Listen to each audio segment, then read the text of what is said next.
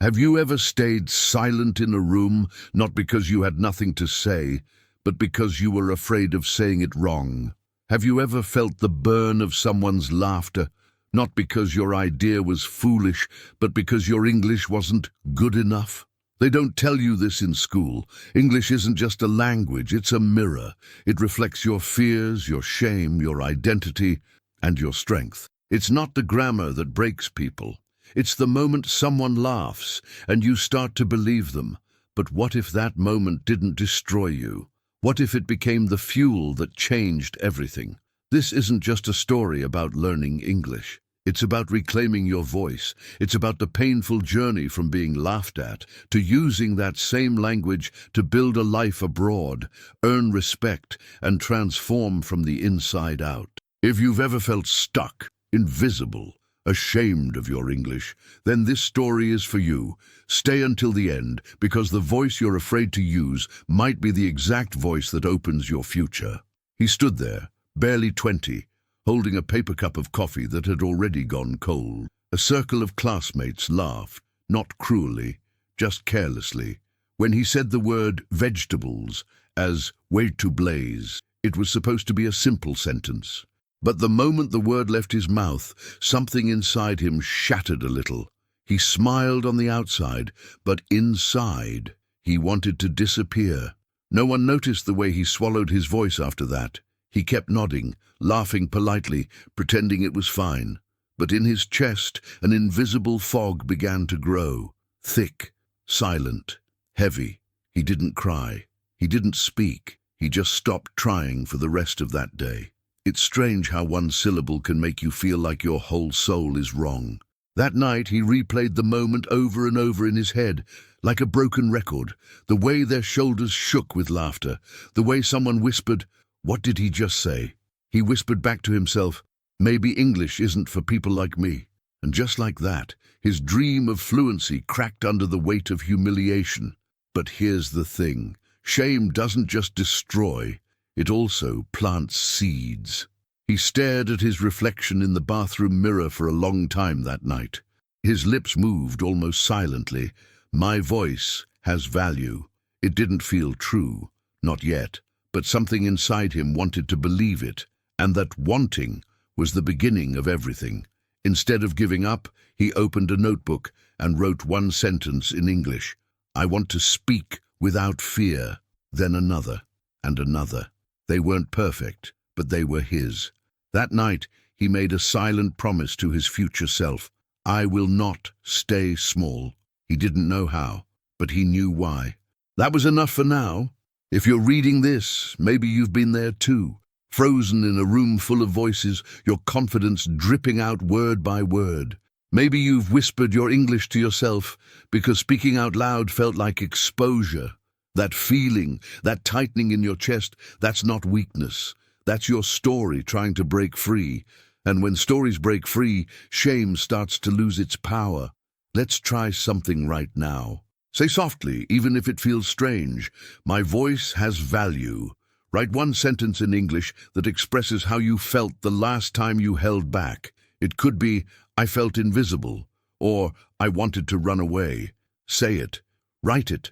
Because giving your emotions words is the beginning of freedom. He didn't wake up the next day fluent, but he woke up different. He had a reason now, and that reason, it was stronger than fear. He still heard their laughter in his head, but soon he would learn how to turn that sound into fuel. If you really want to stay afraid of English, here's exactly what to do. First, only speak when you're 100% sure you'll say it perfectly. Double-check every word. Panic if your pronunciation is slightly off. And above all, wait for the perfect moment to speak, which of course never comes.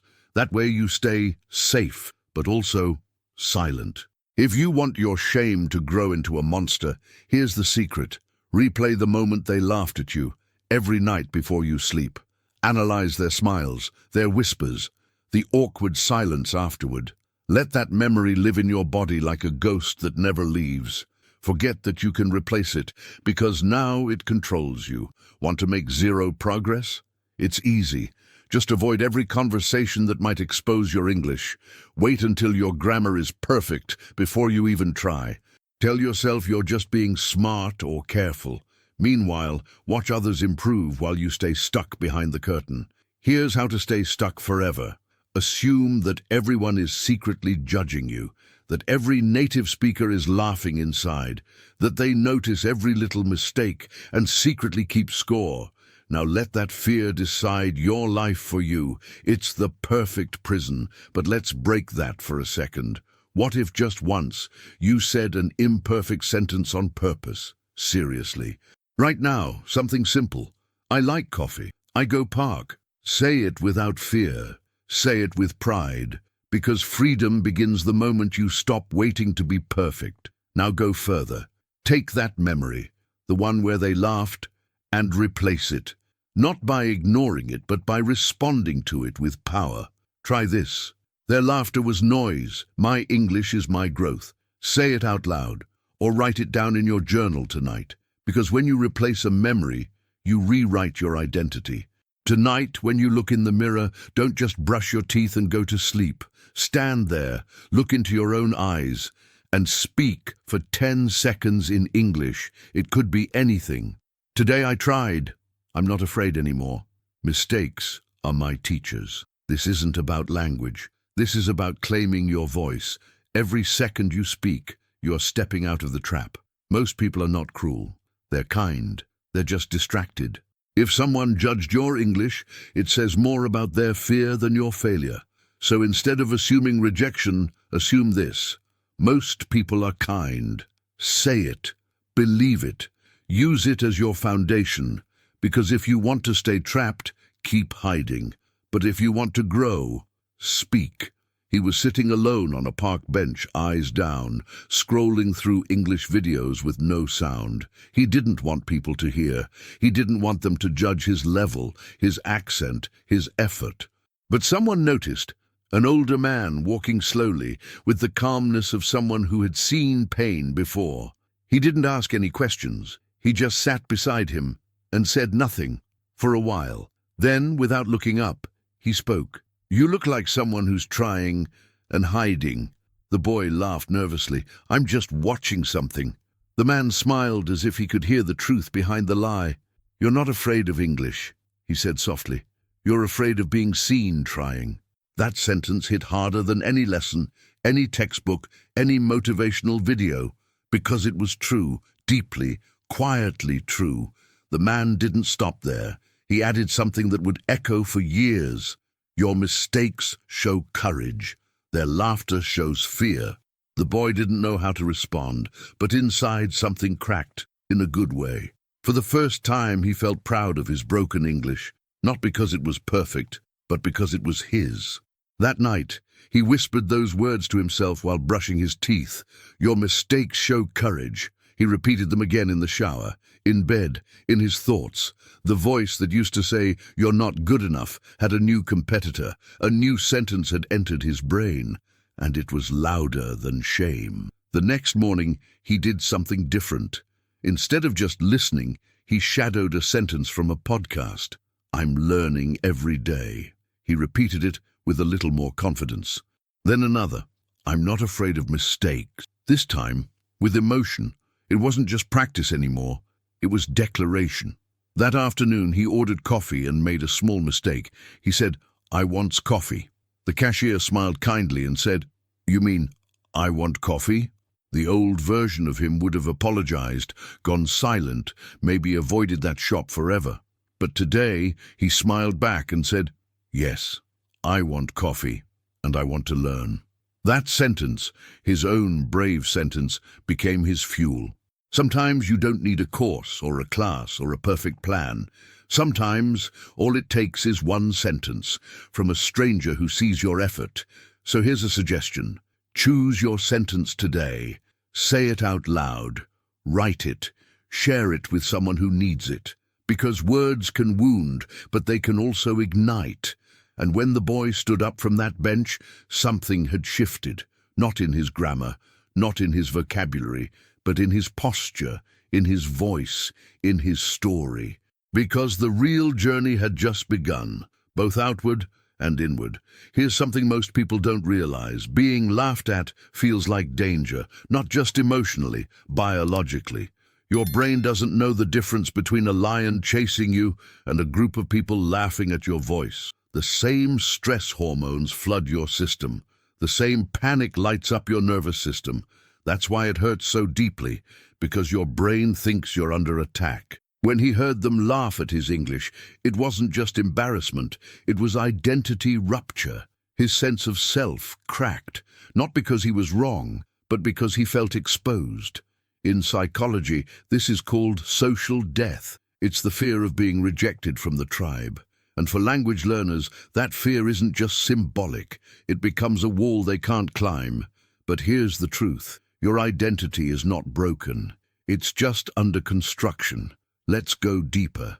When someone feels shame, what do they usually do?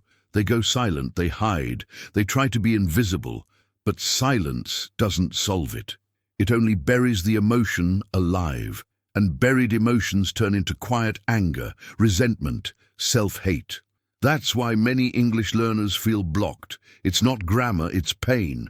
But there's something powerful called post-traumatic competence.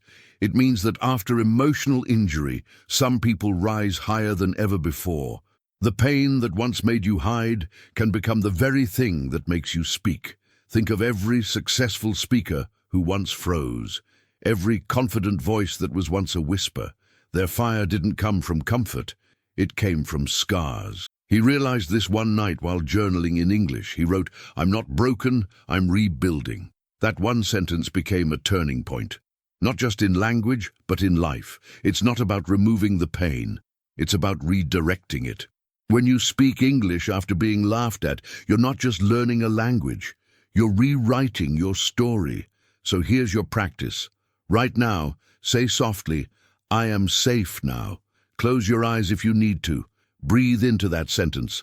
Let your nervous system hear those words. Let your body relax into them, because only safety creates fluency, and only compassion creates confidence. Now try this. Write one sentence in English that defines who you are now. It could be, "I am someone who tries again," or "My voice has purpose." Let this new identity become your fuel. Every time you feel the shame rise again, return to that sentence, because your mind doesn't just remember trauma, it also remembers healing. And when he finally spoke again, it wasn't polished or perfect, but it was powerful, because it was real. And in that moment, something unexpected happened. The shame began to turn into strength, and the fear began to turn into fuel. Did you enjoy the content and it made a difference for you? Click on Super Thanks and support our work. For a long time, he believed their laughter was about him, about his accent, his mistakes, his effort. But one day, while watching a movie in English and understanding most of it, something clicked. What if they weren't laughing at his failure? What if they were laughing to avoid their own fear? Most people mock what they don't have the courage to attempt. It's easier to laugh than to try. Easier to point fingers than to open a book and feel stupid for a while. He realized they weren't stronger than him. They were just more afraid of the climb. And that realization changed everything. Because suddenly he wasn't ashamed of trying anymore. He was proud of it. He could say, "I'm learning," without flinching. He could make a mistake and smile after, because he understood trying is a form of courage. Say this with me now. Their fear is not mine. Let those words sink into your nervous system. You are not here to carry someone else's insecurities. You're not a mirror for their judgment. You're the mirror of your own persistence. And when he looked back at that memory, the one that haunted him, he didn't see a victim anymore. He saw someone who showed up while others hid behind jokes. He saw bravery, not brokenness, and that image, it became the seed of his rebirth. Try this. Describe your own bravery in English, in just one line. It could be, "I keep speaking even when I feel afraid," or "I practice alone when no one believes in me." Let that sentence live in your journal, on your mirror, in your heart, because you deserve to see yourself clearly. Now, imagine speaking English like no one is watching. Not for approval, not for perfection, not to impress, just because your voice matters, because you're done borrowing shame from other people's fears, because your reflection finally belongs to you. He didn't need to prove anything anymore. The judgment of others had lost its power. He spoke, not to impress the world, but to express his soul. And in that quiet act, a new version of himself was born, one that no longer asked, "What will they think?" but "Who am I becoming?" At first, every English word triggered a memory of failure. Every verb, every sentence, every attempt reminded him of that laughter. His brain had wired English to pain, not on purpose, but through repetition. It became a silent signal. Be careful. You might get hurt again. But the brain isn't fixed. It rewires, it learns, it heals through experience. Each time he listened to English with calmness, a new connection was made. Not with shame, but with possibility. Not with humiliation, but with potential. This is called emotional rewiring, and it's real, powerful, and available to anyone who keeps showing up. The secret? Repetition, not just of vocabulary, but of emotion. He started watching English stories that inspired him, not to study, but to feel. He let his brain associate English with curiosity, courage, and growth. 2 minutes a night, that was enough to begin the rewiring. Here's something powerful from neuroscience. Your brain loves to predict. When it hears a sentence and guesses the next word correctly, it feels a reward. That moment, when you shadow a sentence and get it right, releases dopamine. Dopamine is not just motivation, it's memory glue. So every small win literally rewires your identity. He used to say, "My brain is not good at languages." But after 1 week of shadowing daily, he said something new. "I'm improving." It wasn't perfect, but it was progress. And the brain remembered that progress more than any grammar lesson. That's the success imprint effect. Progress creates pride, and pride builds fluency. Let's make it practical. Right now, listen to 2 minutes of English content that makes you feel alive. It could be a TED Talk, a podcast, this video, anything that carries meaning. Then, shadow 30 seconds of it, match the tone, rhythm, emotion, and afterward, celebrate it. Say out loud, "I'm improving," because the moment you celebrate, your brain saves it. He didn't need motivation anymore. The process itself became the reward. English turned from a threat into an adventure, and every day he practiced, his brain let go of the past and opened the door to something new. One night after a long study session, he looked in the mirror and whispered, "I used to run from this language. Now I run toward it." That's when he knew the fear had faded, not because he forced it away, but because he replaced it. And now, English wasn't his enemy. It was his passport. He sat on the plane, staring out the window as clouds drifted like dreams below him. His mind replayed every moment, the embarrassment, the late nights, the silence, the growth. Once he couldn't say a full sentence without shaking. Now he was flying to a new country, for work, for life, for the version of himself he had built. And when the flight attendant said his name, with perfect pronunciation, he smiled like a kid. In that moment, he wasn't the guy with the bad English anymore. He was a professional, a speaker, a communicator. But more than that, he was the same boy who had once been laughed at, now being respected. He stepped off that plane into a world where no one knew his past, and yet his past gave power to every step he took. The first conversation in the new office wasn't smooth. He had to ask someone to repeat a question, twice. But he didn't panic. He didn't apologize. He just smiled and said, "I'm still learning, but I will answer." And when he did, the team didn't laugh. They nodded, listened, and treated him as one of them. That night he wrote in his journal, in English, "I'm not perfect, but I'm here." And they understood me. 15 seconds of fluent thought. That's all it took to feel human again. He wasn't hiding anymore. He was living in English. One colleague came up after a meeting and said, "You explained that really well." He almost didn't believe it. He thought maybe it was just kindness. But then another compliment came, and another. He started to see himself the way others saw him, not as the learner, but as a leader in progress. And with each word, his posture changed. Try this with me. Imagine yourself abroad, in a small cafe, ordering tea, having a short, clear conversation. They understand you. You understand them. Say one sentence out loud now. I deserve respect in English. Let your body feel what that sentence means. This wasn't just about work anymore. It was about building a new life, where English opened doors. He used English to apply for jobs, read contracts, understand laws, make friends. But he also used it to discover himself, in another culture, in another world. And he realized the language didn't change him. He changed himself through the language. When he heard his name at the airport, at the office, on official documents, he felt like he was hearing a new version of himself being called forward, not a stranger, not a guest, but someone who belonged, not because of perfection, but because of effort. And the boy who once whispered English in secret now used it to shape his future. Why did their laughter hurt so deeply? He sat alone in his apartment, lights low, laptop open, reviewing a project in English. The memory returned like an old scar, sharp but no longer bleeding, and the answer came softly, because I believed them.